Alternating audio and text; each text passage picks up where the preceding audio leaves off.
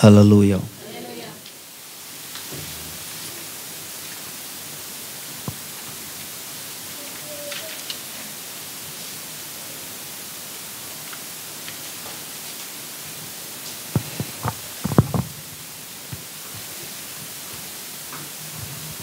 మంచిది. దేవుని యొక్క వాక్యం నడికములు వెళదాం.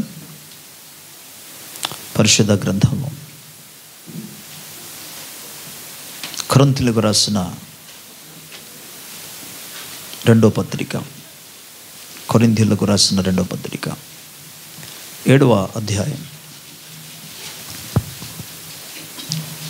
1వ వచనం.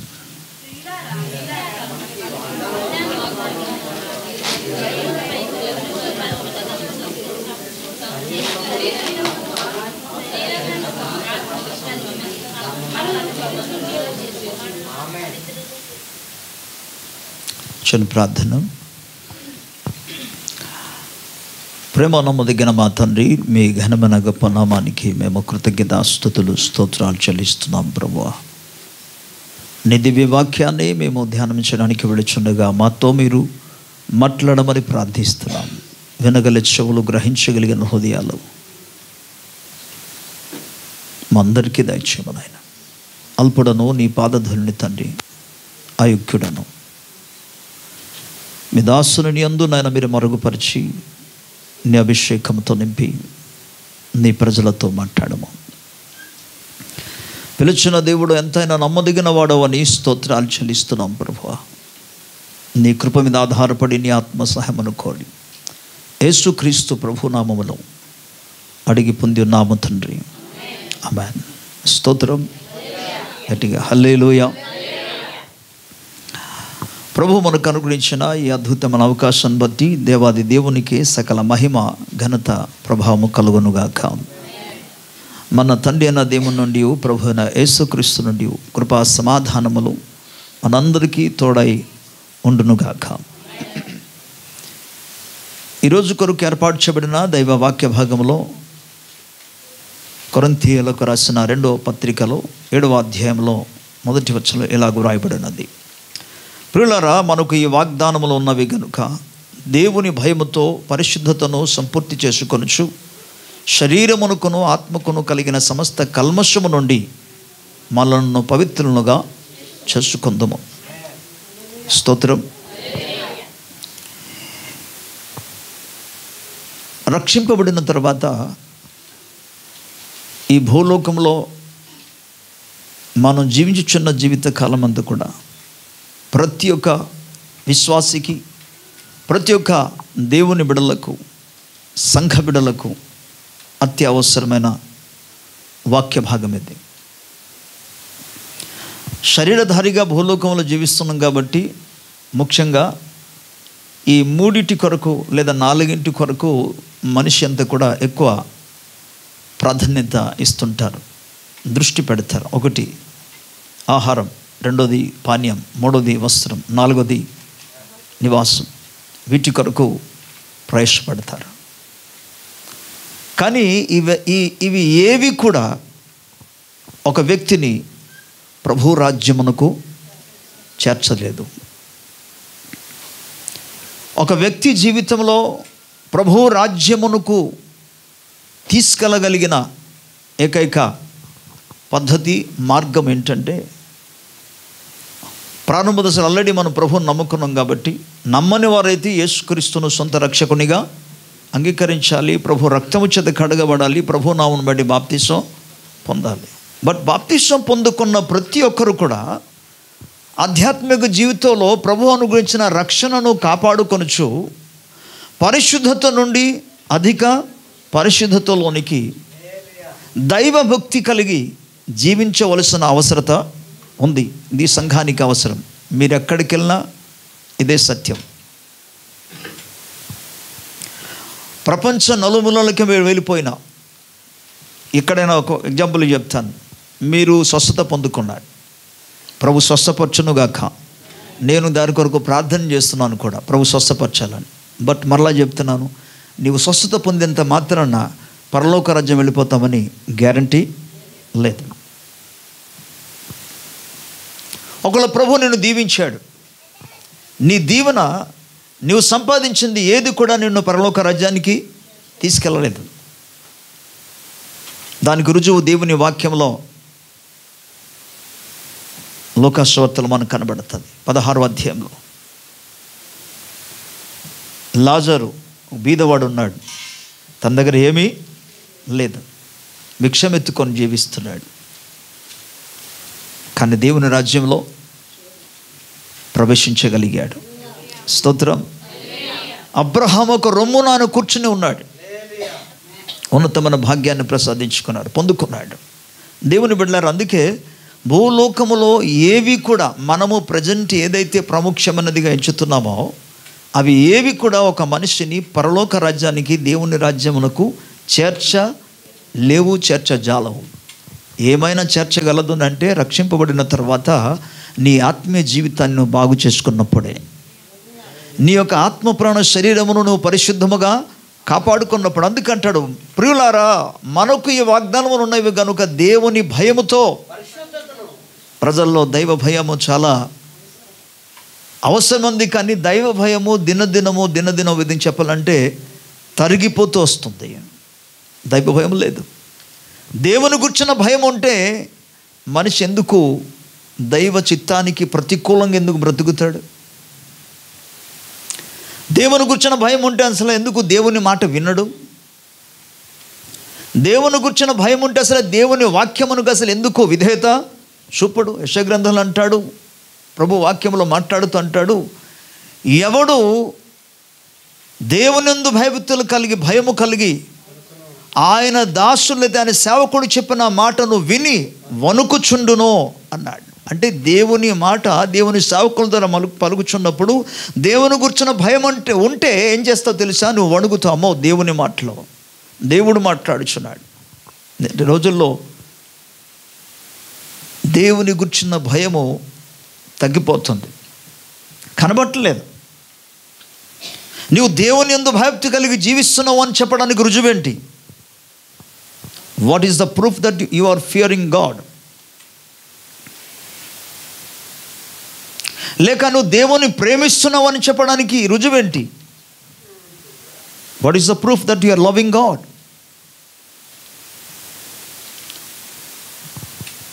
యోహాను సువార్తలో 14వ అధ్యాయంలో మాట్లాడుతూ 15వ వచనంలో అంటాడు, మీరు నన్ను ప్రేమించినడలా నా ఆజ్ఞలను మీరు గైకుంటారు. దేవుని స్తోత్రం. మీరు దేవుణ్ణి, ఒక విశ్వాసి, ఒక భక్తుడు, ఒక దేవుని యొక్క బిడ్డ ప్రభువును ప్రేమిస్తున్నాడని చెప్పడానికి ఏకైక రుజువు ఏంటంటే దేవుని ఆజ్ఞను గైకొనడం, పాటించడం, వాక్యమును అనుసరించి జీవించడం. స్తోత్రం. అలాగే దేవుని బిడ్డలారా, నువ్వు దేవుని యందు భయభక్తి కలిగి జీవిస్తున్నావు అని చెప్పిన రుజువు ఏంటంటే ఆయన వాక్యమునకు విధేయత చూపడం.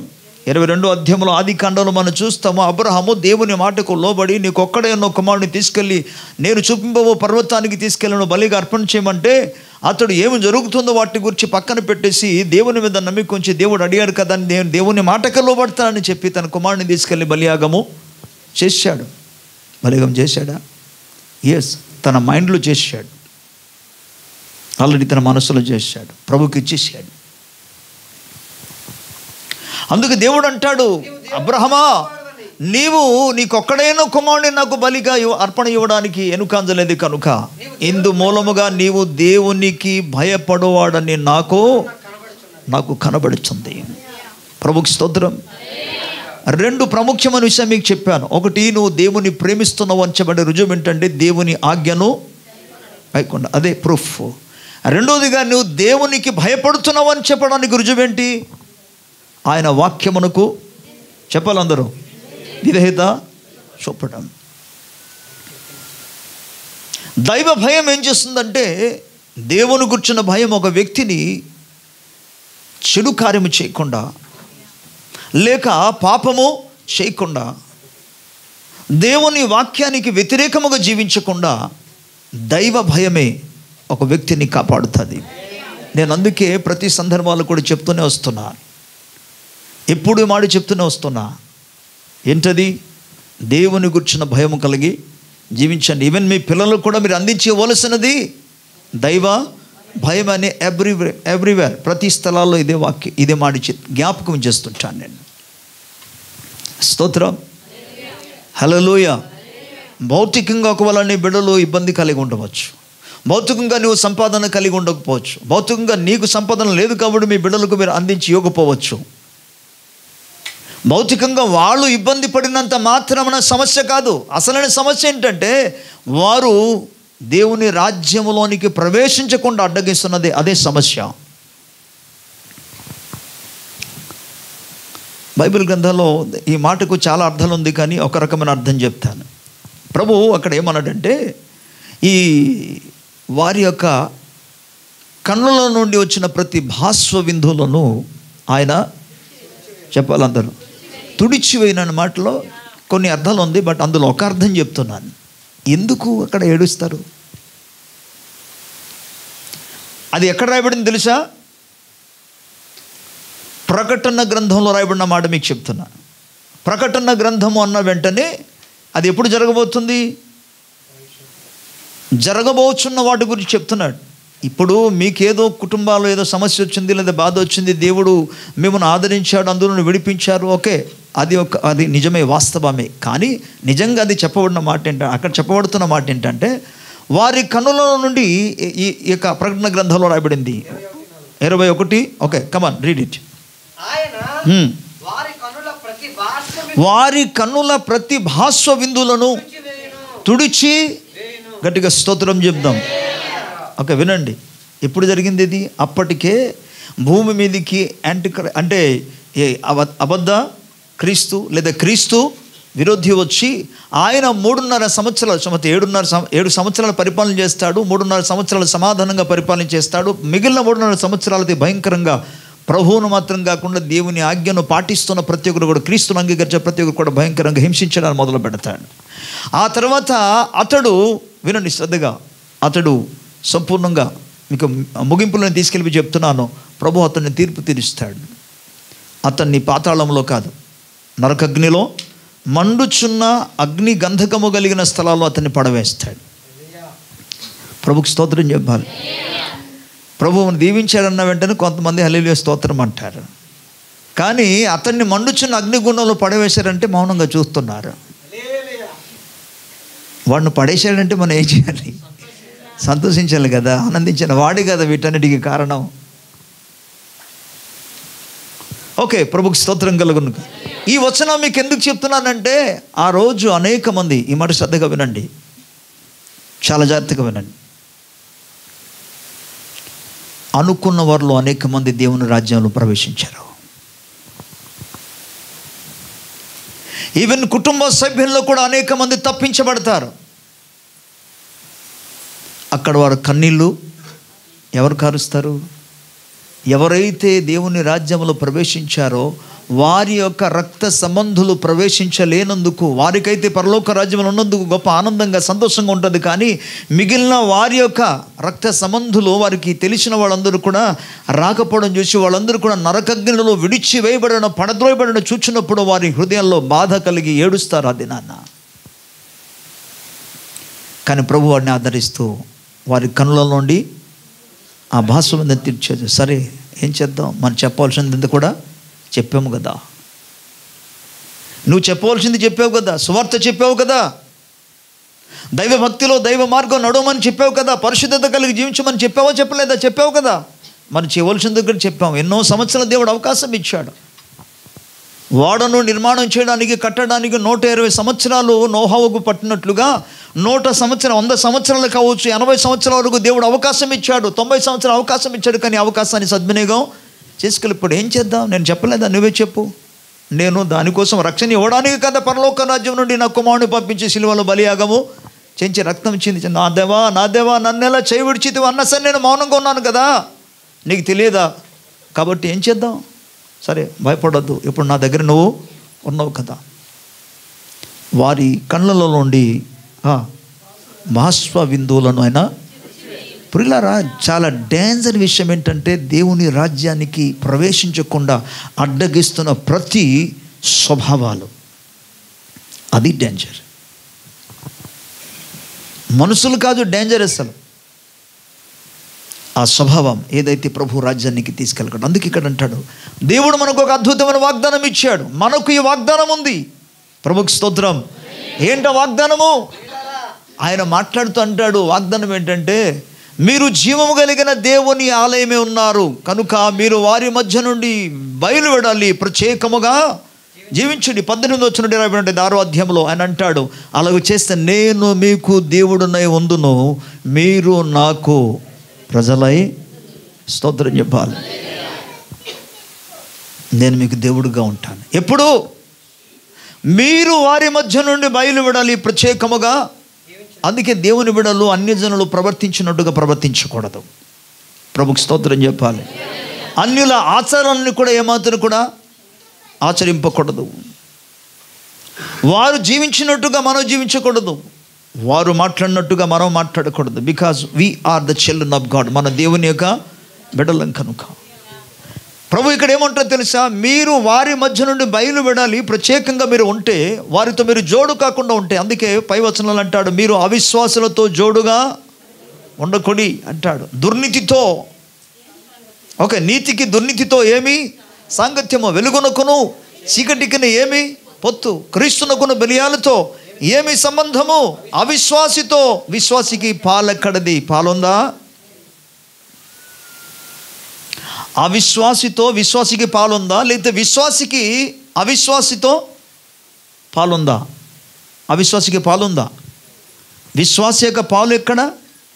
దేవుని రాజ్యం. సో అవిశ్వాసికి అందులో పాలుందా? నో. కాబట్టి సంబంధం లేదు. అందుకే వారి మధ్య నుండి మీరు బయలువెడాలి. ప్రభుకి స్తోత్రం. వారి క్రియలు కాదు. బైబిల్ మనకు లేఖనం మనకేం చెప్తుందంటే, దైవ వాక్యానుసారంగా. అందుకే మరల మీ జ్ఞాపకం చేస్తున్నాను, మనకి వాగ్దానం ఉన్నది కనుక మనము దేవుని, వారికి భయం ఉందో లేదో, వారు అలా ఉన్నారు కదా, వారికి భయం ఉందో లేదో మనకెందుకు? భయం లేకపోయినా మనకు అనవసరం. నీవు దైవ భక్తి కలిగి జీవించాలి, పరిశుద్ధత కలిగి నువ్వు జీవించాలి. వారు ఎలాగ జీవిస్తున్నా అది పక్కన పెట్టాలి. నువ్వు ఆల్రెడీ చీకట్లో నుండి ఆశ్చర్యకరమైన దేవుని యొక్క వెలుగులోనికి నువ్వు పిలువబడ్డావు. ప్రభుకి స్తోత్రం కలుగునుగా. కాబట్టి వెలుగు సంబంధమైన బిడ్డల వలె ఉండాలి. ప్రభుకి స్తోత్రం చెప్దాం. హల్లెలూయా. మొదటి వాగ్దానము, మీరు వారి మధ్య నుండి బయలువెడాలి. వారు చేసినట్టుగా మీరు చేయకుండా, వారు జీవించినట్టుగా మీరు జీవించకుండా, వారు ప్రవర్తించినట్టుగా నువ్వు ప్రవర్తించకుండా, వారు మాట్లాడినట్టుగా నీవు మాట్లాడకుండా నువ్వు ప్రత్యేకంగా నువ్వు జీవిస్తే నేను మీకు దేవుడునై ఉందును. స్తోత్రం. మీరు నాకు ప్రజలే ఉందరు. వారి మధ్య నుండి బయలువెడాలి, మీరు ప్రత్యేకంగా జీవించినట్లా. ప్రభు మరలా ఏమంటారంటే, ఏది అపవిత్రముందో వాటిని ముట్టకుండా, వాటిని చేయకుండా మిమ్మల్ని మీరు పరిశుద్ధపరచుకోగలిగితే, భక్తి కలిగి జీవిస్తే, ప్రభు అంటాడు, నేను మీకు తండ్రినే ఉందను, మీరు నాకు కుమారులను. గట్టిగా స్తోత్రం చెప్పాలి. పై భాగంలో ఏమన్నారంటే, వారు చేసినట్టుగా చేయకుండా మీరు ప్రత్యేకంగా ఉండండి అన్నాడు. అప్పుడు నేను మీకు దేవుడునై ఉంటాను. కింద భాగంలో మీరు పరిశుద్ధంగా జీవించగలిగితే, ఏది చేయకూడదో అది చేయకుండా, ఏది ముట్టకూడదో అది ముట్టకుండా, ఎక్కడికి వెళ్ళకూడదో అక్కడికి వెళ్ళకుండా, నేను చెప్పినట్టుగా మీరు పరిశుద్ధంగా జీవించగలిగితే, ఆత్మప్రాణ శరీరాన్ని పరిశుద్ధంగా జీవించగలిగితే, ప్రభు నేను మీకు దేవుడును కాదు, ఈసారి తండ్రినే ఉందును. స్తోత్రం. ఎంత గొప్ప భాగ్యం మీకు తెలుసా? ఎవరి రాజ్యాన్ని, ఎవరి దేశాన్ని, ఎవరి కంట్రీని వాళ్ళు కాపాడుకుంటారు. స్తోత్రం. హల్లెలూయా. ఎవరి దేశము వారు కాపాడుకోవడానికి ఆ రాజ్యాధికారి ప్రయత్నం చేస్తాడు. అది ప్రెసిడెంట్ కావచ్చు, లేకపోతే ప్రైమ్ మినిస్టర్ కావచ్చు, ఎవరైనా కావచ్చు. ఎవరి దేశాన్ని వాళ్ళు కాపాడుకుంటారు, ఎవరి దేశ ప్రజలను వాళ్ళు కాపాడుకుంటారు. మరి దేవుడు తన ప్రజలుగా, తన సొత్తుగా, తన స్వాస్థ్యముగా చేసుకున్న వారికి ప్రభుకి స్తోత్రం చెప్దాం. కేవలం తన ప్రజలే కాదు, తను పిలుచుకున్న వాడిని గురించి మాట్లాడతాడు. భూ దిగంత వరకు కొనలో నుండి నిన్ను పిలిచినాను నేను, యాకోబు, ఇజ్రాయేలు, నీవు నా సొత్తు. స్తోత్రం. దేవునికి మనము సొత్తు, దేవుని యొక్క స్వాస్థ్య భాగంగా ఆయన చేర్చుకున్నాడు. ప్రభుకి స్తోత్రం. గట్టిగా హల్లెలూయా. అందుకే ప్రియులారా, మనము పరిశుద్ధతను కాపాడుకొనచ్చు, దైవ భయముతో పరిశుద్ధతను కాపాడుకొనచ్చు. దేంట్లో పరిశుద్ధత అంట? ఆయన అంటున్నాడు, సమస్తమైన శరీరమునకును ఆత్మకును కలిగిన సమస్త కల్మషము నుండి మనలను పవిత్రులుగా చేసుకుందాము. స్తోత్రం. మీకు బిగినింగ్లో చెప్పాను, ప్రతి అవసరం ప్రభు తీరుస్తాడు, ఇందులో సందేహం లేదు.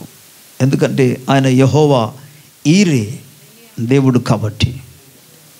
హల్లెలూయ. ఎస్, భూలోకంలో ఇవన్నీ మనకు అవసరమని దేవునికి తెలుసు. కానీ దైవ భయం అన్నది, పరిశుద్ధత అన్నది, దైవ భయము నిన్ను పాపం చేయకుండా కాపాడుతుంది. పరిశుద్ధత నిన్ను పరలోక రాజ్యానికి చేర్చుతుంది. ఇది అవసరం. స్తోత్రం. అందుకే అంటాడు యేసుప్రభు మాట్లాడుతూ, ఒకడు ఈ లోకమంతా కూడా సంపాదించుకొని తన ప్రాణాన్ని పోగొట్టుకున్నాడలా ఏమీ ప్రయోజనం. స్తోత్రం. హల్లెలూయ. పిల్లరా, దినాలు సమీపించుచున్నది. ప్రభు యొక్క దినము అతి సమీపంగా ఉంది. అప్పటి కాలంలోనే పేతురు ద్వారా, అలాగే యేసుప్రభు స్వయంగా చెప్పాడు. పేతురు తన కాలంలోనికి వచ్చినప్పటికీ ఆయన పత్రిక రాస్తే ఏమంటే, ప్రభు మాట్లాడుతూ, ఈవెన్ అపొస్తలుడైన యోహాను ద్వారా మాట్లాడు, ఇదిగో నేను త్వరగా వచ్చుచున్నాను. ప్రతి నేత్రము, ప్రకటన గ్రంథం 1:7 అంటాడు, ప్రతి నేత్రము ఆయనను చూచును. ఆయనను పొడిచిన వారు కూడా చూస్తారు. భూజనులందరూ ఆయనను చూచి వారు రొమ్ము కొట్టుకునే దినము రాబోతుంది. స్తోత్రం. ఎవరైతే దైవ వాక్యమునకు ప్రతికూలంగా జీవిస్తారో, వినండి శ్రద్ధగా, దేవుని యొక్క ఉగ్రత వారి మీదకి దిగి వస్తుంది. వారు ఉగ్రత వాళ్ళ మీదకి వాళ్ళు తెచ్చుకుంటున్నారు. వినండి, ఇజ్రాయిల్ దేశానికి మిగిలిన దేశాలకు ఉన్న తేడా ఏంటి? ఇజ్రాయేలు ప్రజలు కాకుండా, నేను అతి ప్రాముఖ్యమైన మాట చెప్తున్నాను, శ్రద్ధగా వినండి. ఇజ్రాయేలు ప్రజలు పాపము చేస్తున్నప్పుడు దేవుడు వారిని శత్రువుల చేతికి అప్పగించాడు. అన్యజనులు ఏమో ఏ విధంగా జీవించినా సరే వాళ్ళని వదిలేశాడు దేవుడు. What is the reason? ఏంటి అసలు అది? ఇజ్రాయేలు ప్రజలు అవిధేయత చూపితేనే, దేవుని వాక్యానికి లోబడకపోతేనే వారి మీద కోపపడిన ప్రభు, మరి అన్యజనులు అసలు పూర్తిగా దేవుని కూర్చున్న భయమే లేకుండా, అసలు దేవుడే ఎవరు ఎరుగకుండా వాళ్ళు ఉన్నారంటే వాళ్ళకేమవ్వాలి? వాళ్ళకి ఏం చేయాలి అసలు దేవుడు? కానీ ఇక్కడ పాయింట్ ఏంటంటే, తాను ప్రేమిస్తున్నాడు కాబట్టి. స్తోత్రం. భూమి మీద ఉన్న ప్రజలందరికంటే ఆయన ఇజ్రాయేల్ ప్రజలను అధికంగా ప్రేమించాడు. మీరు నాకు స్వాకీయ సాంపద్యముగా ఉందురు, మీరు రాజులైన యాజక సమూహంగా ఉందురు, మీరు నా ప్రజలై ఉందురు. నేను మీతోనే మాట్లాడాను, వాగ్దానాలు మీకు ఇచ్చాను, కట్టడలు విధులను ఆజ్ఞలను కూడా మీకు చెప్పాను, అన్యజనులకి ఇవ్వలేదు. అంటే అన్నీ ఇచ్చిన తర్వాత తనకు అధికారం ఉందా లేదా చెప్పాలి అందరూ. ఒకడు చెట్టు పెంచుకుంటున్నాడు, రోజు నీరు పోస్తున్నాడు, వాటికి కావాల్సిన ఎరువంతా కూడా ఇస్తున్నాడు. అది ఒకవేళ ఫలించకపోతే, ఆయనకి ఇష్టమైన ఫలం ఫలించకపోతే దాన్ని నరకగలిగిన లేదా పెరికి వేయగలిగిన అధికారం ఎవరికి ఉంది? పక్క ఇంటి వాడికి ఉందా? అంతే కదా. మరి అందుకే దేవుడు ఇజ్రాయెల్ ప్రజలను ప్రేమిస్తూ, వారికి సహాయం చేస్తూ, వారిని కాపాడుతూ, వారికి కావాల్సిన ఆజ్ఞలు ఇస్తూ, వారికి కట్టడలు ఇస్తూ, వాళ్ళని బోధిస్తూ, నాయకులను ఏర్పాటు చేస్తూ, అన్నీ చేసినా సరే దేవుని మాటకు వారు లోబడలేదు. కనుక ఆయన శత్రువుల చేతికి, ఇజ్రాయెల్ అప్పుడు పాత నిబంధన కాబట్టి శత్రువుల చేతికి అప్పగించాడు. ఇప్పటి కాలంలో మనుషుల చేతికి అప్పగించడం కాదు, శత్రువుల చేతికి కాదు, డైరెక్ట్ దురాత్మల చేతికి అప్పగించబడతారు. అందుకే రోమీయులకు రాసిన పత్రిక 1వ అధ్యాయంలో మనం చదువుకోగలిగితే అక్కడ ఏమంటాడంటే, వారు దేవుని ఎరుగుండి కూడా దేవునిగా వారు ఆరాధన చేయలేదు కనుక అంటూ కింద వచనం చేస్తూ వారిని వారి ఇచ్చలకు ఆయన అప్పగించాడు.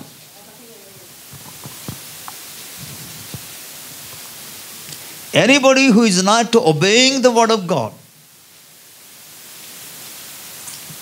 God will submit him in to that spirit. ఎవరైనా సరే దేవుని వాక్యమునకు విధేయత చూపించి నడవకపోతే ఎన్నిసార్లు చెప్పినా సరే దేవుడు వారిని వారి ఇచ్చలకి అప్పగిస్తాడు, అవిధేయతకి అప్పగించేస్తాడు. అండ్ దెన్ తర్వాత వారు తిరిగి బయటికి రావడం చాలా కష్టం. ఎందుకంటే దేవుడు వదిలిస్తాడు అంతే. ఇప్పుడు నీ అంతటా నీవే కష్టపడాలి. నువ్వు దేవుని కనికరము కోరుకుంటేనే నువ్వు పడిపోయిన స్థితి నుండి ప్రభు లేవనెత్తగలడు. కానీ ప్రభువే వదిలేస్తే, చేయి వదిలేస్తే పరిస్థితి ఏంటి?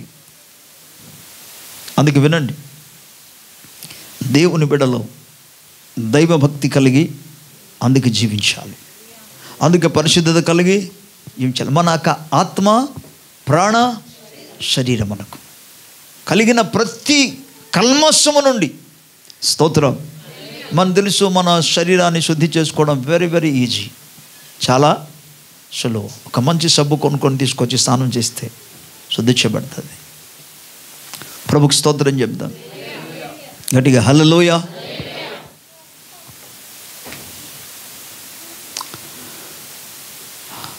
యెరూషలేమును గురించి ప్రభు మాట్లాడుతూ, యెరూషలేమా, ఇర్మియా గ్రంథం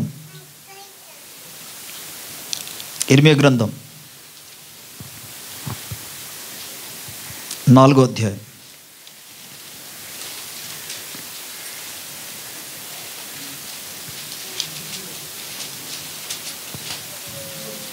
14వ వచనం.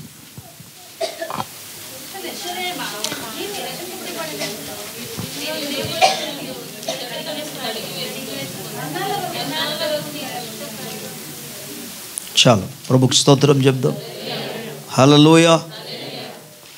ఇక్కడ ప్రభు మాట్లాడుచు ఏమంటే, ప్రవక్త అయిన ఇర్మియా ద్వారా ఇజ్రాయెల్ ప్రజలతో మాట్లాడుతున్నాడు. యెరూషలేమా, నీవు రక్షింపబడినట్లు నీ హృదయములో నుండి చెడుతనము కడిగి వేసుకొనుము. ఎన్నాళ్ళ వరకు నీ దుష్టాభిప్రాయమును నీకు కలిగి ఉందువు? ఎన్నాళ్ళ వరకు నువ్వు పెట్టుకుంటావయ్యా? దాన్ని కడిగి తుడిచివేసి, దాన్ని తీసేయి, దాన్ని పారివేయి, నీ హృదయపు స్వభావాన్ని బాగు చేసుకో అన్నాడు. స్తోత్రం. వినండి, మనము అన్యజనులము కాము. భక్తులు అనబడుతున్న వారి ప్రవర్తన ఏ విధంగా ఉన్నా, వారి స్వభావాలు ఏ విధంగా ఉన్నా సరే, ఓకే, వారు ఏదైనా ఒక అర్పణ తీసుకెళ్ళి వాళ్ళకి అప్పగిస్తే, నువ్వు ఎలాగున్నావు, నీ జీవితం ఎలాగుంది, నీ స్వభావం ఎలాగుంది, నీ ప్రవర్తన ఎలాగుంది, నీ నడవడిక ఎలాగుంది, వీటిని గురించి ఏమీ అక్కడ అడగకుండా వారు తీసుకొచ్చిన అర్పణ పట్టుకొని దేవుళ్ళు అనబడుచున్న మనుషుల చేత తయారు చేయబడి దేవుడు అనబడుచున్న వాటి ముందు ఏదో కొట్టి సగం ముంచి సగం ఇచ్చేసి ఏదో మంత్రించి పంపించేస్తాడు. అలాంటి దేవుడు కాడిన ఆయన మాట్లాడే దేవుడు. మొదట నీ హృదయ స్థితిని గురించి మాట్లాడతాడు ఆయన. అందుకే కదా మత్తయి సువార్తలో 5వ అధ్యాయంలో మాట్లాడుచు ప్రభు అన్నాడు, నీవు దేవుని మందిరమునకు, దేవుని వద్దకు అర్పణలో తీసుకొచ్చినప్పుడు నీ సహోదరుని మీద ఏమైనా విభేదాలు లేదా భిన్నాభిప్రాయాలు ఏమైనా ఓకే తగాదాలు ఉన్నది అనే విషయాన్ని జ్ఞాపకం వచ్చినప్పుడు ఆ నైవేద్యాన్ని బలిపీఠం దగ్గర ఉంచు. అర్పించడం తర్వాత ముందు అక్కడ ఉంచు. మొదట వెళ్ళి నీ సహోదరునితో సమాధానపడు, అటు తర్వాత వచ్చి ప్రభుకి స్తోత్రం. మొదట వెళ్ళి నువ్వు సమాధాన పడాలి. నేను అందుకు చెప్తున్నా, ఇది చాలా ప్రవోక్షమైనది. ప్రభుకి స్తోత్రం. సమాధానము లేకుండా నీవు ఇచ్చే ఏది కూడా దేవుడు అంగీకరించాడు. నువ్వు అర్పించే ఏది కూడా దేవుడు స్వీకరించాడు. నువ్వు హృదయపు స్థితి. అందుకే అర్పణలో ఇచ్చేటప్పుడు కూడా ప్రభు అన్నాడు, అర్పణ ఇచ్చింది ఎవరికి? దేవుని కదా. మరి దేవునికి ఇస్తున్నామంటే దేవుడు సంతోషించాలి కదా, దేవుడు ఆనందించాలి కదా. కానీ దేవుడు అంటున్నాడు, నో, నీ అర్పణలో అర్పించక ముందు మొదట నువ్వు బలిపీఠం దగ్గర అది పెట్టి ఉంచు, పక్కన పెట్టు, అంతే. వెళ్ళి మొదట సమాధాన పడు. అందుకే లేఖనం మనకేం చెప్తుందంటే, సఖ్యమైతే మనుషులందరితో సమాధానముగా ఉండడానికి ప్రయాసపడమంటాడు, ప్రయత్నం చేయమంటాడు. రోమపత్రికలు ఆయన మాట్లాడుతూ, ప్రభుకు స్తోత్రం, హల్లెలూయా. దేవుని ప్రజలారా, మొదట ఈ శరీర శుద్ధి అనేది మామూలే. మనం ఏదో ఒక బట్టలు ఉతుక్కొని స్నానం చేస్తే బట్ ముఖ్యమైనది ఏంటి? హృదయం, మనస్సు అది శుద్ధీకరించబడాలి. ప్రభుకు స్తోత్రం, అది శుద్ధీకరించబడాలి. అందుకే యెరూషలేముతో మాట్లాడుతూ ప్రవక్త అయిన ఇర్మీయా ద్వారా ప్రభు మాట్లాడితే ఏమంటే, నీవు రక్షింపబడినట్లు. ప్రభుకు స్తోత్రం. అంటే హృదయములో నుండి దేవుని చిత్తానికి ప్రతికూలమైన ప్రతి స్వభావాలన్నీ కూడా నీవు తీసి పారవేయాలి, దాన్ని పూర్తిగా కడిగివేయాలి. ఎందుకు అని అంటే ఆన్సర్ అక్కడ ఇస్తున్నాడు, నీవు రక్షింపబడినట్లు. లేకపోతే కష్టం.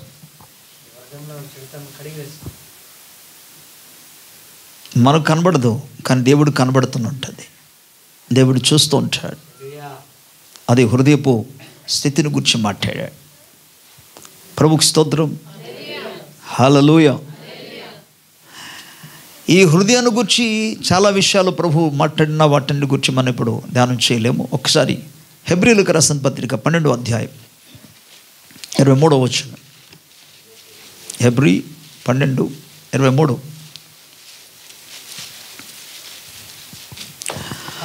పరలోకమందు రాయబడిన జ్యేష్ఠుల సంఘమునకును వారి మహోత్సవమునకును అందరి న్యాయాధిపతుల దేవుని యొద్దకును, చాలు, సంపూర్ణ సిద్ధి పొందిన నీతిమంతుల, ప్రభుకు స్తోత్రం చెప్దాం. పరలోక రాజ్యములో దేవుని బిడ్డలారా, మనకు ఒక స్వాస్థ్య భాగం ఉంది. ఆల్రెడీ మన కొరింథీయులకు రాసిన పత్రికలో మనం చూసుకున్నాం. కొరింథీ పత్రికలో మనం చూసుకున్న లేఖన భాగంలో మనం గమనించింది ఏంటంటే, అవిశ్వాసులతో విశ్వాసికి పాలెక్కడిది. కాబట్టి పరలోక రాజ్యంలో విశ్వాసులకు ఒక పాలు ఉంది. ఏంటది అని అంటే, వారు, దేవుని స్తోత్రం చెప్దాం, పరిశుద్ధులాగా స్వాస్థ్యంలో మనకు పాలి భాగస్వం ఉంది. అందువలనే ప్రభు వాక్యం ఏం చెప్తుందంటే, మనము పరిశుద్ధులముగా జీవించాలి. సామెతల గ్రంథం 20:9 సామెతలు 20:9, నా హృదయమును నేను శుద్ధిపరచుకొని ఉన్నాను, పాపము పోగొట్టుకొని పవిత్రతనై ననుకొనినది వాడెవడు అన్నాడు. నా హృదయం అంతా నేను శుద్ధి చేసుకున్నామండి, పాపాన్ని కోల్పోయానని పోగొట్టుకున్న అన్నవాడు ఎవరైనా ఉన్నారా అంటాడు. 20:9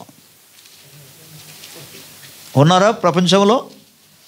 is there anybody who can say I'm holy, there is no sin in me, నాలో పాపము లేదని ఎవరైనా చెప్పగలరా? నేను పరిశుద్ధుడని చెప్పగలరా? ఇప్పటి కాలంలో శరీర శుద్ధికి ఎక్కువ ప్రాధాన్యత ఇస్తున్నారు జనాలు. నేను అన్ని జనుల గురించి మాట్లాడుతున్నాను. శరీర శుద్ధికి మాత్రం ప్రాధాన్యత ఇస్తున్నాను. అందుకే వీళ్ళ దగ్గరికి రాకూడదు, వాళ్ళు నన్ను ముట్టకూడదు. ఓన్లీ భౌతికమైన బాహిక శుద్ధి కొరకు ఆలోచిస్తున్నారు. కానీ హృదయం అంతా ఎటువంటిది? మత్తయి సువార్త 23వ అధ్యాయంలో చదువుకుంటే, పరిసయ్యులు శాస్త్రులు సద్దుకాయల గురించి యేసు ప్రభు మాట్లాడుతూ అంటాడు, మీరు బయట ఎలాగున్నారంటే గిన్నె బయటనే కడుక్కుంటున్నారు, కానీ గిన్నె లోపల మీరు కడగటం లేదంటాడు. గిన్నె బయట అనేక మంది కడుక్కుంటున్నారు. లూకా సువార్త 11వ అధ్యాయం 39-40. లూకా 11:39-40.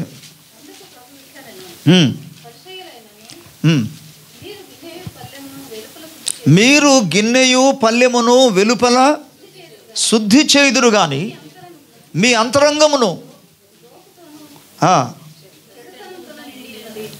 దేనితో నిండి ఉంది?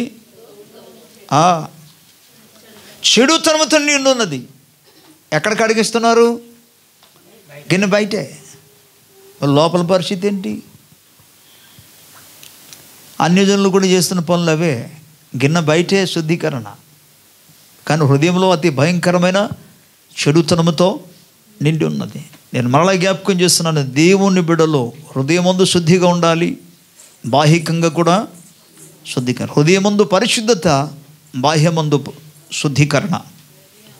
ప్రభుకి స్తోత్రం. ఒకరోజు దేవుని వాక్యంలో నుండి నేను మీకు పవిత్రత, పరిశుద్ధత అనే చిన్న వ్యత్యాసాన్ని జ్ఞాపకం చేశాను. హలో, పవిత్రత, పరిశుద్ధత. పరిశుద్ధత అనేది అంతరంగానికి తెలియజేస్తుంది, బట్ పవిత్రత అనేది బాహ్య శరీరానికి తెలియజేస్తుంది. కాబట్టి దేవునికి కావలసింది లేకపోతే పవిత్రత అనవచ్చు, లేకపోతే శుద్ధీకరణ అనవచ్చు, రైట్. సో బాహ్యకంగా శుద్ధీకరణ అనేది శరీరానికి ఉండాలి, అంతరంగంలో పరిశుద్ధత ఉండాలి. ఇది మన ప్రభు కోరుకుంటున్నది. ప్రభుకి స్తోత్రం. కానీ పరిసయ్యులు, శాస్త్రులు, సద్దుకాయలు వారిలో అనేక మంది మత్తయి 23వ అధ్యాయంలో 25వ వచనం నుండి మనం చదువుకోగలిగితే 25, 26వ వచనం చూస్తే వారి పరిస్థితిని గురించి మాట్లాడుతూ ప్రభు అంటాడు, అయ్యో వేషధరులైన శాస్త్రులారా, పరిసయ్యులారా, మీరు గిన్నెయు పల్లెమును వెలుపల శుద్ధి చేయుదురు కానీ అవి లోపల దోపుతోనూ, గుడ్డి పరిసయ్యుడా, గిన్నెయు పల్లెమును వెలుపల శుద్ధి అగునట్లుగా ముందు వాటి లోపల శుద్ధి చేయి అన్నాడు. స్తోత్రం. మరలా పరిసయ్యులు, శాస్త్రులు, సద్దుకాయల గురించి మాట్లాడుతూ ప్రభు అన్నారు, మీరు సున్నము కొట్టిన సమాధులు అంటేవారు. సమాధి లోపలేమో చనిపోయిన వ్యక్తి యొక్క శవాలతో, ఓకే, అలాగే ఎముకలతో కుళ్ళిపోయి ఉంటే బయట మాత్రం సమాధికి అద్భుతమైన వైట్కి బాగా అద్భుతంగా వైట్గా కనబడుతుంది. ఇప్పుడు మాత్రం వైట్ కూడా కాదు, ఫుల్ మార్బల్ షేప్. అందుకే కొంతమంది అమ్మో సమాధి కట్టలేదు, మార్బల్తో మనం కట్టవలసింది కట్టలేదు, ఎంత బాధపడిపోతారు. ఎవరు బాధపడిపోతారు? మార్బల్తో కడితే, సమాధి కడితే, సమాధి మీరు సిమెంట్రీ కడితేనే పరలోక రాజ్యానికి వెళ్తానంటే, నేను హాయిగా సేవ మానేసి దేవునికి స్తోత్రం అని చెప్పి నాకు ఇష్టం వచ్చిన నచ్చినట్టుగా జీవిస్తూ కేవలం నాకు పుట్టిన పిల్లలకి ఒరే మీకు డబ్బులు ఇస్తాను, నేను చనిపోయిన తర్వాత నా కోసం సమాధి కూడా కట్టండి చాలు అని చెప్పేసి హాయిగా బ్రతుకుతా. లోకస్తులు జీవించినందరుగా.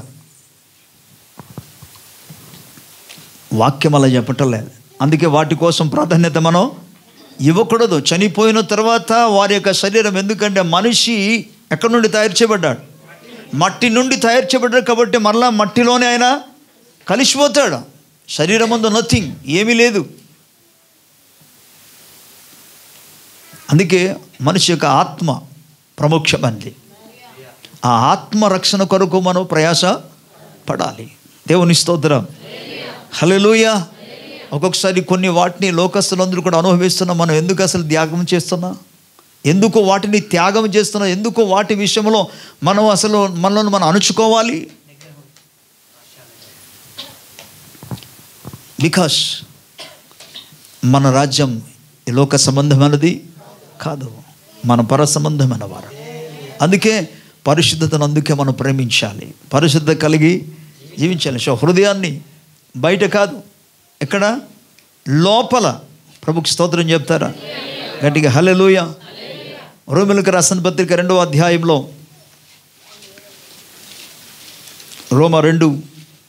ఎఫెసీ 2 రోమ కాదం సారీ వెరీ సారీ ఎఫెసీలకు రాసిన పత్రిక 2వ అధ్యాయం 3వ వచనంలో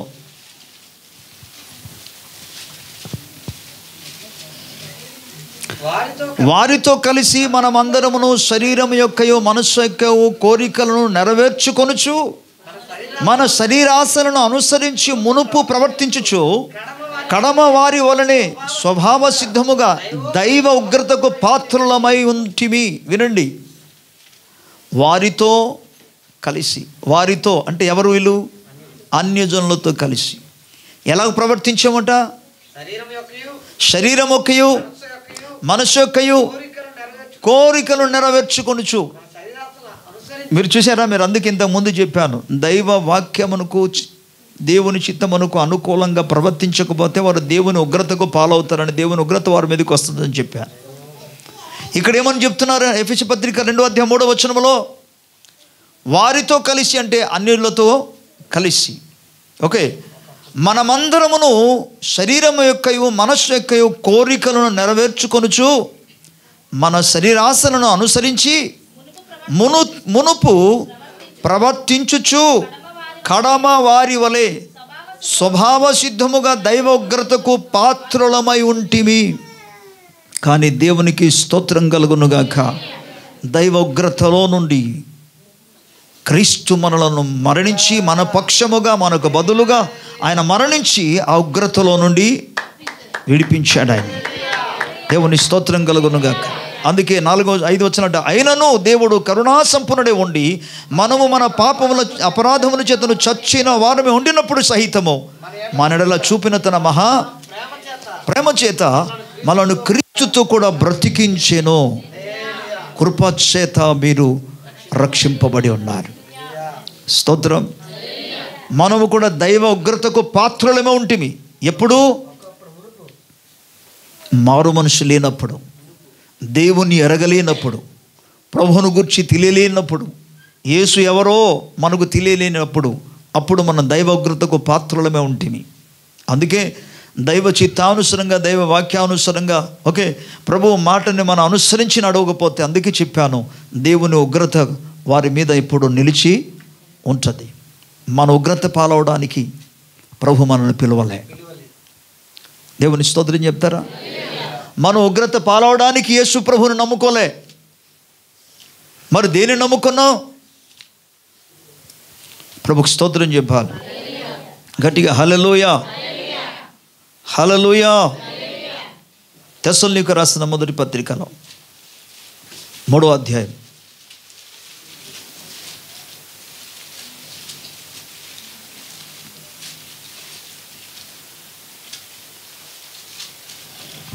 7వ వచనం ఒకసారి చదువుదాం. 4వ అధ్యాయం 4-7. పరిశుద్ధులగుటకే దేవుడు మనల్ని పిలిచెనే గాని అపవిత్రులుగా ఉండడానికి దేవుడు మనలను పిలవలే. ఎందుకు పిలిచాడు? పరిశుద్ధులుగా ఉండడానికి. స్తోత్రం. ఎస్, ఈ పరిశుద్ధత అనేది మనకు దేవుని దగ్గరికి మనల్ని తీసుకెళ్తుంది. ఈ పరిశుద్ధత అనేది దేవుణ్ణి ఆనందింప చేస్తుంది. ఈ పరిశుద్ధత కలిగి జీవించడం ద్వారా నీకు ధైర్యం కలుగుతుంది దేవుని వద్దకు వెళ్ళి ప్రార్థన చేయడానికి. స్తోత్రం. లేకపోతే ఒక్కసారి ఆదాము అవిధేయత చూపినందుకు, వారి యొక్క అవిధేయతను చూపిన విధానాన్ని బట్టి మనకు తెలుసు, పాపము చేసిన వెంటనే ముందుకు రాగలిగారా? స్తోత్రం చెప్పాలి. ముందుకు రాగలిగారా? రాలేదు. ధైర్యం లేదు. భయంతో ఎక్కడున్నారు? ఎక్కడో ఒక చెట్టు చాటున దాగున్నాడు అని అంటున్నాడు. ప్రభువా, నీ స్వరం విని నాకు భయం వస్తుందయ్యా, అందుకే నేను ఏమైంది నీకు? నీవు తినకూడదు అని చెప్పిన చెట్టు పండ్లు నేను తిన్నాను ప్రభువా. ఒకసారి దేవునికి అవిధేయత చూపితే ప్రభువునొద్దకు ఎవరు కూడా ధైర్యముగా. అందుకే ఒక భక్తుడు పాట రాశాడు, పాపముంటే నీ హృదయములో ఆనందించాలేవు నిజము, పాపముంటే నీ హృదయములో ఆనందించాలేవు నిజము, పాపాల పూకొని విడచిపెట్టినప్పుడే ఆనందించేదవు సదా, పాపాల పూకొని విడచిపెట్టినప్పుడే ఆనందించేదవు సదా. యేసు యేసు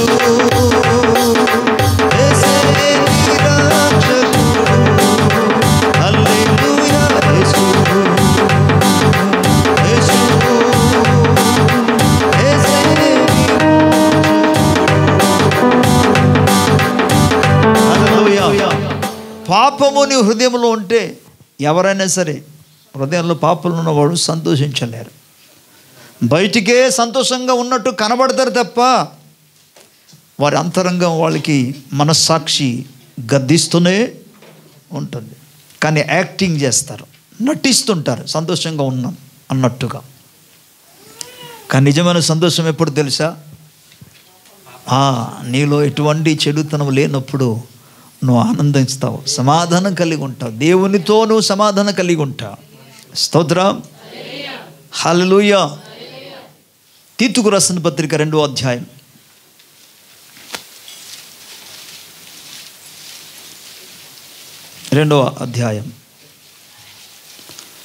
11వ వచనం నుండి చదువుకుందాం.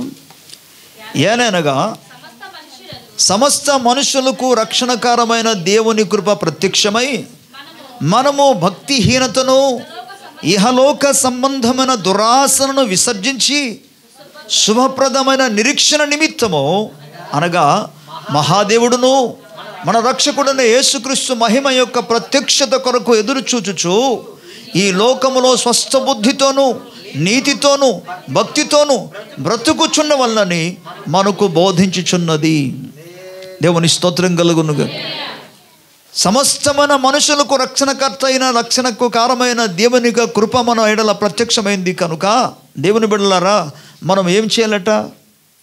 భక్తిహీనతను ఇహలోక సంబంధమైన దురాశలను విసర్జించి, వాటిని మనం విసర్జించాలి, భక్తిహీనతను విసర్జించాలి. స్తోత్రం. ఇహలోక సంబంధమైన దురాశలన్నీ కూడా విసర్జించి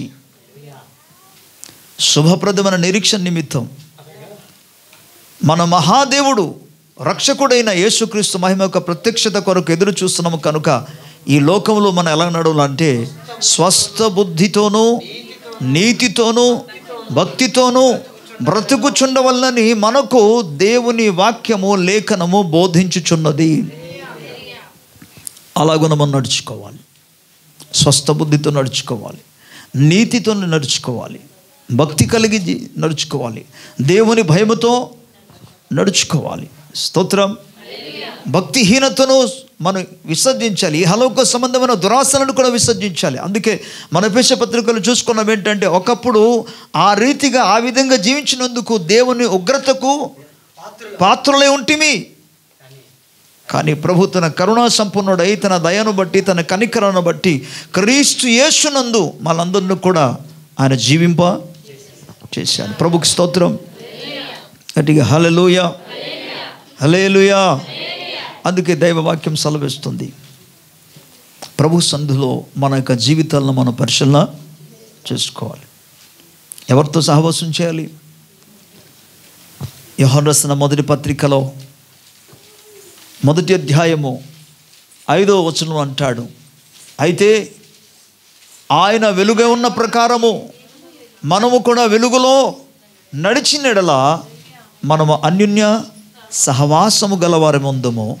అప్పుడు ఆయన కుమారుడైన యేసు రక్తము మనను ప్రతి పాపం నుండి కడిగి పవిత్రులుగా. ప్రభుకి స్తోత్రం. ఈ హేతువును బట్టి మన ప్రభుతో ఎల్లప్పుడూ సహవాసం కలిగి జీవించాలి. దేవుని స్తోత్రం. హల్లెలూయా. అండ్ 9వ వచనానికి వెళ్ళినప్పుడు ఏమంటాడంటే, మన పాపములను మనం ఒప్పుకొనిన ఎడల. చాలామంది పాపాలు ఒప్పుకోవడానికి ఇష్టపడరు, తప్పిదాలు ఒప్పుకోవడానికి ఇష్టపడరు, దైవ చిత్తానికి ప్రతికూలమైన స్వభావాలను కూడా విసర్జించడానికి ఇష్టపడరు, ఒప్పుకోరు, వాటిని విడిచిపెట్టరు. దీనికి దైవ వాక్యం మనకు మరలా లేఖనం ఏం చెప్తుంది? తన అతిక్రమమును దాచిపెట్టువాడు. ఇది చేసాం, అది చేసాం, ఏంటి అసలు ఏం జరగట్లేదు, వాటికి ఇది కూడా ఒక వన్ ఆఫ్ ద రీజన్, ఒక కారణం ఏంటంటే ప్రభు సన్నిధిలో ఒప్పుకోవాలి, దాన్ని విడిచిపెట్టాలి. ప్రభుకి స్తోత్రం. హల్లెలూయా. అందుకే ఇక్కడ భక్తిహీనతను విసర్జించాలని దైవ వాక్యం మన జ్ఞాపకం చేస్తుంది. అందువలనే విసర్జిస్తూ దావీదు దేవునికి వ్యతిరేకముగా పాపం చేశాడు, దేవుని దృష్టిలో పాపం చేశాడు, దేవుని దగ్గర పశ్చాత్తాపం చెందాడు. మన కీర్తన గ్రంథం 51వ కీర్తనలో మనం చూస్తాం, ప్రభువా నేను ఎప్పుడైతే చెడు కార్యం చేశానో, పాపం చేశానో, నాలో ఉన్న ఆ రక్షణ ఆనందం పూర్తిగా తొలగిపోయిందని ఆయన. ప్రభువా మరలా నాకు ఆ రక్షణ ఆనందం నాలో కలుగు చేయమంటాడు. ప్లీజ్ దయచేసి నీ పరిశుద్ధాత్మను నా వద్ద నుండి తీసివేకు. ప్లీజ్ లార్డ్, హిమము కంటే తెల్లగా ప్రభువా నీ రక్తము చేత నన్ను కడుగుమని మొర్ర పెడతాడు, ప్రార్థన చేస్తాడు. విడిచిపెట్టాడు, పశ్చాత్తాపం చెందాడు, వాటిని విడిచిపెట్టాడు. ప్రభు అతన్ని దీవించాడు.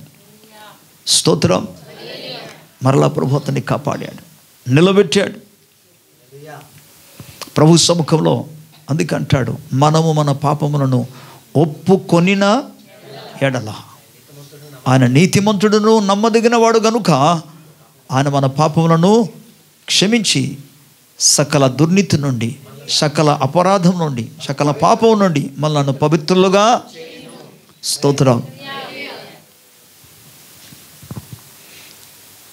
యేసు రక్తము ప్రతి పాపమును కడిగి పరిశుద్ధపరుస్తుందని ఒక దైవ సేవకుడు ప్రకటిస్తుంటే, ప్రభు అందు నమ్మిక లేని ఒక వ్యక్తి వచ్చి అన్నాడట, మరి యేసు రక్తం ప్రతి పాపాన్ని కడిగి పరిశుద్ధపరిస్తే కడుక్కోమని చెప్పి ఎవరు వద్దన్నారు అన్నాడు. పరిశుద్ధపరచమన్నారట. ఎవరు పరిశుద్ధపరచాలి? యేసు రక్తము ప్రతి పాపాన్ని కడిగి పరిశుద్ధపరచును అని చెప్తున్నారు కదా, ఆ రక్తం ద్వారా కడుగమని చెప్పు అంటున్నాడు. దానికి దైవజనుడు ఇచ్చిన ఒక చిన్న జవాబు, ఆన్సర్. యేసు రక్తం ప్రతి పాపాన్ని కడిగి పరిశుద్ధపరిస్తే లోకంలో అందరూ కూడా మరి ఎందుకు పాపాలను జీవిస్తున్నారు?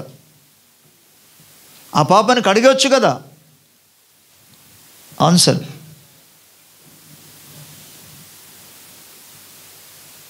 సబ్బు ఫ్యాక్టరీలో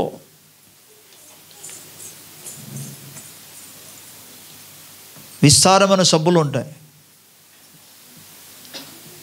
సబ్బు తీసుకొచ్చి మీ ఇంట్లో పెడితే, కొనేసి కూడా తీసుకొచ్చి మీ ఇంట్లో పెడితే నీ శరీరం శుద్ధి అవుతుందా? బాత్రూమ్ కూడా తీసుకెళ్ళి బాత్రూంలను పెట్టు, నీ శరీరం శుద్ధి అవుతుందా? ఏం చేయాలి? సబ్బు నీ బాడీలో అప్లై చేయాలి. అప్లై చేస్తేనే శరీరంలో ఉన్న మలినత అంతా కూడా తొలగిపోతాయి. సబ్బు ఉన్నంత మాత్రాన బోల్డ్ ఫ్యాక్టరీలు కూడా ఉన్నది కదా. అందుకే దేశంలో ఉన్న ప్రజలందరూ కూడా శుద్ధి చేయబడలేరు. దాన్ని శరీరంలో అప్లై చేయాలి. అలాగే యేసు రక్తము ప్రతి పాపం నుండి మనల్ని పవిత్రులుగా చేస్తున్నదని పదానికి అర్థం ఏంటంటే, యేసు రక్తాన్ని మీ జీవితంలో అప్లై చేసినప్పుడే, ఆపాదించినప్పుడే, వాటి చేత కడగబడినప్పుడే మీ పాపములన్నీ కూడా శుద్ధీకరించబడతాయి. స్తోత్రం. అందుకే దేవుని వాక్యం మనకు జ్ఞాపకం చేస్తుంది, మన ప్రాణాత్మ శరీరములను దేవుని యొక్క రక్తము చేత, దేవుని గొర్రెపిల్ల రక్తము ద్వారా అనుదినం మనం కడగబడాలి. స్తోత్రం. అనుదినం శుద్ధీకరించబడి దేవుని వాక్యము చేత ప్రతిదినం కడగబడాలి, ఉతకబడాలి దేవుని వాక్యం చేత. అదే ఎఫెసీయులకు రాసిన పత్రికలో 5వ అధ్యాయంలో మనం చూస్తే 27 వచ్చి నుండి రాయబడిన లేఖన భాగంలో అంటాడు, ఏమని? ఆయన సంఘాన్ని ప్రేమించి సంఘాన్ని పరిశుద్ధముగాను, నిష్కలంకముగాను, నిర్దోషముగాను, మహిమ కలిగిన సంఘముగా అది నిలబెట్టడానికి ప్రభు ఏం చేశారట?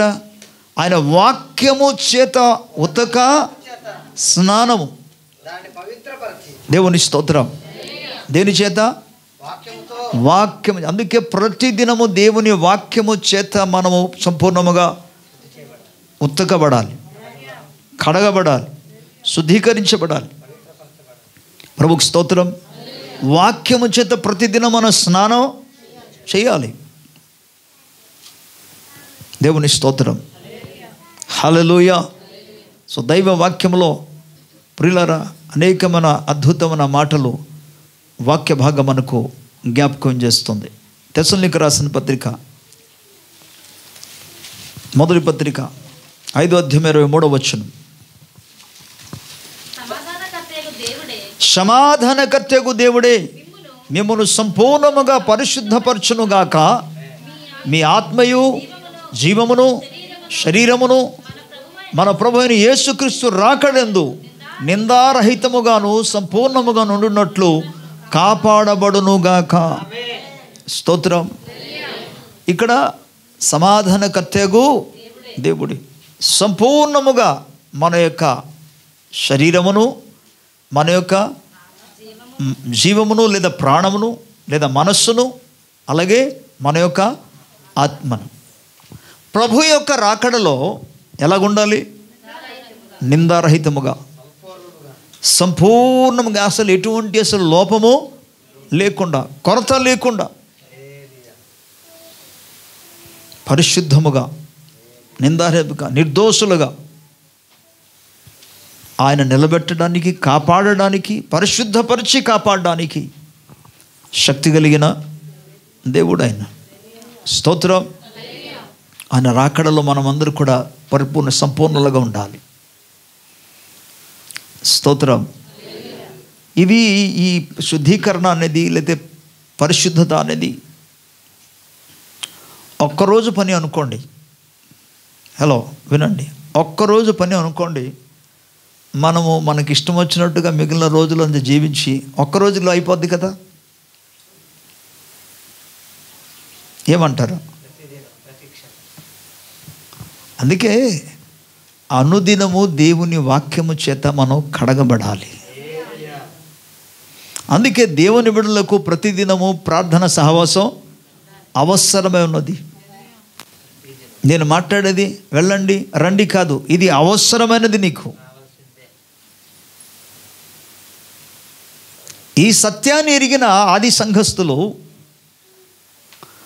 అపొస్తల కార్యములో 2వ అధ్యాయంలో 41-42 వచనాలు మనం చూసుకున్నప్పుడు, ఆయన వాక్యం విని మారుమనసు పొందిన వారు బాప్తిసం పొందుకున్నారు. ఇంచుమించు 3000 మంది రక్షణ పొందారంటూ 41వ వచనంలో ఆయన 2వ వచనంలో మాట్లాడుతుంటాడు. వారు అపొస్తలుల బోధయందును, సహవాసందును, రొట్టె విరుచుటందును, ప్రార్థన చేయుటందును ఎడతెగక. స్తోత్రం. ఎందుకు ఎడతెగకున్నారు అంటే దేవునితో ఎప్పుడూ మనం సహవాసం కలిగి ఉండాలి. స్తోత్రం. కొన్ని సంవత్సరాల క్రితం మనకు పరిచయం ఉన్న వాళ్ళకి కొంతమంది మన జ్ఞాపకం ఉంటారు, కొంతమంది జ్ఞాపకం ఉండరు. ఒక్కొక్కసారి వాళ్ళు మనల్ని పోల్చి వచ్చి ప్రైజ్ లార్డ్ బ్రదర్ అన్నారు అనుకోండి, ప్రైజ్ లార్డ్ సిస్టర్ అనుకోండి. వారి యొక్క ఎప్పటికీ కొన్ని సంవత్సరం అయిపోతుంది కనుక వారి రూపురేఖలు కూడా మారిపోద్ది, అంటే వయస్సును బట్టి. అప్పుడు వాళ్ళని చూసి మనం ఏమంటాం? ప్రైజ్ లార్డ్ అని అంటూ ఎవరండి అంటారు. ఇక్కడ నీవు దేవునితోనూ అసలే సహవాసము లేకుండా పూర్తిగా నువ్వు దూరముగా ఉండి ఎప్పుడో ఒకసారి వెళ్ళి కలిసిపోతామంటే, కొన్ని సంవత్సరం తర్వాత వెళ్ళి కలిసిపోతామంటే అప్పుడు అంటారు మీరు ఎవరో నాకు. అది మనకు అందుకే ప్రభుతో ఎప్పుడెప్పుడు మీరు చూడండి, ఆది కాండంలో మనం గమనిస్తే ప్రభుతో సహవాసం చేసింది దేవుడే దిగి వచ్చేవాడు కదా. ఎప్పుడెప్పుడు ప్రభు వచ్చేవాడు? నెలకొక్కసారి మొదటి వారమా? ఎప్పుడు? ప్రతిదినం, అది కూడా ఉదయమున. ప్రభుకి స్తోత్రం. ఆది సంఘం కూడా ఏం చేశారు? ప్రతి దినము వారు ఎడతెగక వారు దేవాలయంలోను ఇంటింటను తప్పక. ఈ పదం శ్రద్ధగా వినండి. వారు తప్పక అంటే ఒక్కడు కూడా తప్పిపోలేదు, ఒక్క రోజు కూడా వారు తప్పిపోలేదు. ప్రతి వారు దేవాలయంలోనూ ఇంటింటను వాళ్ళకు కొడుకున్నారు. ప్రభుకి స్తోత్రం. ఈ సహవాసం చాలా ఇంపార్టెంట్. మన దేవునితో సహవాసం కలిగించాలి. దేవుని బిడ్డలతో సహవాసం చేస్తున్నప్పుడు ఒకరినొకరిని హెచ్చరిస్తారు. మనిషి ఒంటరిగా ఉన్నప్పుడు వేరుగా ఉంటుంది, మనిషితో ఇంకొకడు ఉంటే వేరే విధంగా ఉంటుంది. ఒక వ్యక్తి తప్పు చేయాలని మనసు ఉందనుకోండి, నేను మామూలుగా ప్రాక్టికల్గా చెప్తాను. తప్పు చేయాలి అనుకుంటున్న వాడు పక్కనే ఇంకొకడు ఉన్నారు అనుకోండి, అవతల వ్యక్తి మంచోడు కాకపోయినా ఆయన ముందు చేయడానికి సంశయపడతాడు. ఒక్కడే ఫ్రీగా ఉన్నాడు అనుకోండి, తనకి ఇష్టం వచ్చినట్టుగా. సో సహవాసం ఏం చేస్తుంది? ఒక విధంగా చెప్పాలంటే సహవాసం అంది నిన్ను కాపాడుతుంది. అందుకే ఒకరికంటే మేలన్నారు ప్రభు. ఇద్దరు ఉండడం మంచిది. ఒకడు పడిపోతే మరొకడు లేపుతాడు. ప్రభుకి స్తోత్రం. దేవుని బిడ్డలారా, అందుకే ప్రభు బిడ్డలతో మనం సహవాసం ప్రభుతో, మరి ముఖ్యంగా ప్రభుతో మన సహవాసం కలిగి ఉంటే. హల్లెలూయా. ఎందుకంటే ప్రభు మనకి ఈ వాగ్దానం తెలుసు. అందుకే ఆయన వాక్య పరిచర్య చేస్తూ ప్రారంభ దశలో పరిచర్యలో బాప్తిస్మము యోహాను కానీ యేసు ప్రభు కానీ వారు చెప్పిన ప్రసంగించిన ప్రసంగాలు ఏంటి తెలుసా? పెద్ద ప్రసంగాన్ని చేయలేదు బాప్తిస్మము యోహాను. ఆయన చెప్పింది ఒకటి, ఇదిగో దేవుని రాజ్యము సమీపించి ఉన్నది, మారు మనసు పొందండి, మనస్సును మార్చుకోమన్నాడు. హల్లెలూయా. మనస్సు మార్చుకోవాలి, మన హృదయం మార్చుకోవాలి. ఒకప్పుడు మన ఉగ్రతకు పాత్రలము, కానీ ప్రభు మనల్ని ఉగ్రత నుండి తప్పించాడు కనుక దేవునికి ఇష్టలుగా పరిశుద్ధతను మనం కాపాడుకొనచ్చు. దైవభక్తి కలిగి, నీతి కలిగి, సత్యమును అనుసరించి నడుచుకోవాలి. ప్రభుకి స్తోత్రం. ఎందుకంటే ప్రభు మనకు వాగ్దానము ఇచ్చాడు. ఏమని? నేను మీకు దేవుడైనా ఉంటాను, మీరు నాకు ప్రజలై ఉంటాను. వారి మధ్య నుండి బయలుపడిన ప్రత్యేకంగా జీవిస్తే నేను మీకు తండ్రినే ఉందును, మీరు నాకు కుమారులు కుమార్తెలే ఉందరు. ఈ వాగ్దానం మనకున్నది గనుక ప్రభుకి స్తోత్రం. ఈ లోక సంబంధమైన వాటన్నిటిలో నుండి మనల్ని మనం వేరు చేసుకొని దైవ భయముతో పరిశుద్ధతను కాపాడుకొంచు ముందుకు సాగవలసిన వారు ఉన్నాం. ప్రభుకి స్తోత్రం. ప్రభు ఈ మాటలు మనందరి వెనుకల్లో ఆయన ఫలింపచేయనుగాక. ఆమేన్. నేను ప్రార్థన చేసుకుందాం. అందరూ తల వంచి వాక్య భాగాన్ని బట్టి అందరూ ప్రార్థన చేసుకోండి. ఒక నిమిషం ప్రార్థన. ప్రభు కృపను వేడుకుందాం. ప్రభునికి స్తోత్రం కలుగునుగాక. హల్లెలూయా, హల్లెలూయా. దేవా, నీ రక్తము చేత నన్ను కడగమని ప్రభు సంకల్పమని వేడుకుందాం. నీ రక్తము ద్వారా నా ఆత్మ ప్రాణ శరీరమును కడగండి. I want you lord. నువ్వు నాకు కావాలి ప్రభు. నువ్వు నాకు దేవుడే ఉండాలి, నువ్వు నాకు తండ్రిగా ఉండాలి ప్రభు. నేను నీకు కుమారునిగా ఉంటాను ప్రభువా. నీకు నైనా నీకు వందనాలు, స్తోత్రం. నీకు కుమారునిగా ఉండాలి ప్రభు. అందుకు సహాయం చేయమని, కడగమని, ప్రతి అయాసకరమైన మార్గాలను తీసేయమని ప్రభు దగ్గర అడగండి. నీ వాక్యమునకు, నీ చిత్తమునకు ప్రతికూలమైన ప్రతి స్వభావాన్ని నాలో పెరిగి పారేమని అడుగు ప్రభు దగ్గర. అందుకే పరిశుద్ధత కలిగి జీవించడం, ప్రేమ కలిగి జీవించడం, సమాధానము కలిగి జీవించడం, నీతి కలిగి జీవించడం ప్రభు కోరుకుంటున్నాడు. స్తోత్రం. ఇవే నేను దేవుని రాజ్యంలోకి తీసుకెళ్తాను. కోపము, క్రోధము, అసూయ, ద్వేషము, పగ, నివేదాలు ఇవన్నీ కేవలం నాశనానికి దారితీస్తుంది. శరీర కార్యములన్నీ కూడా నాశనానికి దారితీస్తుంది. కానీ పరిశుద్ధత, నీతి, ప్రేమ, సమాధానము, సత్యం పరలోక రాజ్య వారసులుగా తీరుస్తుంది. ప్రభు సముఖంలో మనం ప్రార్థన చేయాలి. సమాధానం కలిగి, ప్రేమ కలిగి ఉన్నట్టుగా, పరిశుద్ధత కలిగి జీవించినట్టుగా, సత్యము చెప్పుకొనుచు సత్యాన్ని అనుసరించి నడుచున్నట్టుగా, నీతి కలిగి జీవించినట్టుగా మొరపెడతాడు. హల్లెలూయా. యేసయ్యానికి స్తోత్రం. కృపా కనికరం కలిగిన మా తండ్రి, మీ నామానికి వందనాలు, స్తుతులు, స్తోత్రాలు. ప్రభువా, నీ వాక్కును నీ ప్రజలకు అందించి ఉండగా నాయన, మీరు ప్రతి ఒక్కరు నీ పరిశుద్ధాత్మ ద్వారా నీ వాక్కును ప్రతి హృదయంలో నాటినైనా నూరంతులుగా ఫలించగలుగునట్టుగా అద్భుత కార్యములు జరిగించమని ప్రార్థిస్తున్నాను. నీ చిత్తానికి అనుకూలంగా మలచని ప్రభు, పరిశుద్ధపరచునైనా భక్తి కలిగి, భయభక్తి కలిగి జీవించినట్లుగా సాధించండి. స్తోత్రాలు, వందనాలు. ఓ హల్లెలూయా. మహిమ మీకే, ఘనత ప్రభావం మీకే. యేసు ప్రభు నామములో వేడుకొనుచున్నాము తండ్రి. ఆమేన్. Praise the lord. ప్రభుకి స్తోత్రం. అందరూ లేచి నిలబడదాం.